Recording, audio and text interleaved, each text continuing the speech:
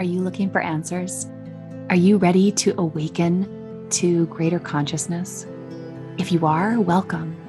This is your safe space to explore what it is to be human so that we can together embrace our power, remember who we are, and step into our role as creators. If you are curious, if you are open, you're in the right place. I'm Joy Kingsborough, and this is The Pod, hosted by Arlene Benito and myself. So welcome, sit back, relax, and enjoy the episode. Hello, everyone, and welcome to episode 32 of The Pod. How do I stop myself from suffering mentally? Today, we are diving into mental health and drugs, the nature of drugs, the role of drugs in mental health, of course, specifically antidepressants, Adderall, marijuana. How do they affect our brain, the chemistry in our body? What does this do to our emotions and our mental state? Do they actually help? Do they affect our genes? And does it create challenges in the physical body itself? That's where I would love to begin. Yeah. So this is a topic that has a lot of different directions depending on points of view and perspective of those listening in.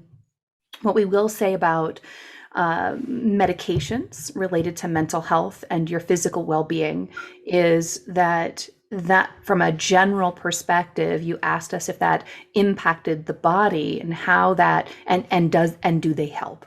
So yes, they do impact the body. And yes, they have a perception of helping, of supporting.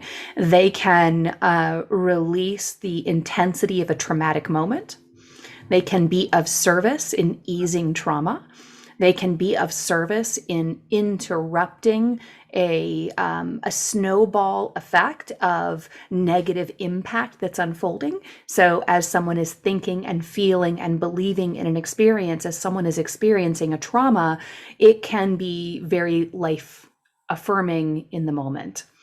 It's a temporary interruption. It's a temporary interruption that's impacting never just the mind, but the entire body. There's no way to ingest something that doesn't impact the entire body. And so medications are designed to exclusively impact one part of the body, to be of service to a part of the body. And here's one of the major flaws of medication. And we're specifically speaking to the energetics of synthetic medication, of replicated medicine. We're not talking about plant-based medicine, because for the most part, the medicines that humans are consuming are replications even of plants. They're not actual plant components. And we'll talk about plants in a moment. But the replication of energy from a synthetic format, there's a dysfunction in thinking that you can directly target something in the body. And so it's the belief that you can is being sold to humanity. The belief that you can take something and it will impact this part of the body, but not touch anything else is an absolute fabrication. They're aware of it. The creators of it know it. There's no way of not impacting the rest of the body. They call these things side effects. They are not side effects. They are effects. Now, medication has an effect, and it is doing something to one part of the body and doing something to another part of the body and doing something to another part of the body. And so there is an investment in well-being and in breaking down all at the same time. There is an investment in destruction that's occurring, in interrupting the flow of the body. So you're introducing we'll call it an interruption of a virus. It's not a virus in a contagious way. It's the interruption of, if you imagine putting a virus into a computer on purpose to alter something, this is what medication is. Medication is something that's coming in to interrupt the system in order to shock it into not doing what it's doing so that it will do something else. So at the core of this, it's not needed in the bigger picture. It's needed in the immediate picture because of the belief systems of humanity. Because humanity does not, as a whole, understand the power in which they hold within their bodies. They just don't understand. And therefore, without treatment at this time, most bodies will die. So that answer isn't direct. There's no one answer for that experience. There's a journey of awakening. Every experience humanity is doing, everything that you're participating in, everything you're putting attention into is connected to awakening. It's connected to an experience you'd like to have and an awakening to not needing to have the experience from outside of you. Right? Not needing to disrupt what's happening inside of the body in order to have a physical experience. But as you sort through those things and as you're learning and as you're growing, it's completely appropriate that people are doing this. From a plant perspective, there are relationships that you have with plants. You do not have a relationship with all plants. You think you do. Humans have this idea that they are can have access to anything they want in the world, that if it's there, if they can see it with their eyes, it's theirs. And this is a misunderstanding. This is a distortion of the mind. So when we talk about mental distortion, we don't consider it mental illness. It's just distorted thinking that causes a momentum of mental experience. There's a mental experience of entitlement, of believing that the planet is yours for the taking. And you have been created for divine alignment with certain species. You are intended to work together. And it's far fewer plants than you realize. There are far fewer plants that are appropriate for humans. And they're appropriate for certain experiences and not all that you've given.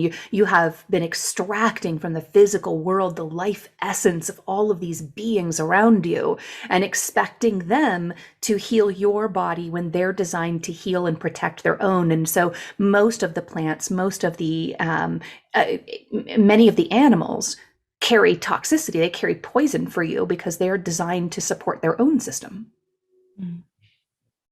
Yes. So there's a misunderstanding in the desire for variety, in the desire for indulgence of consuming.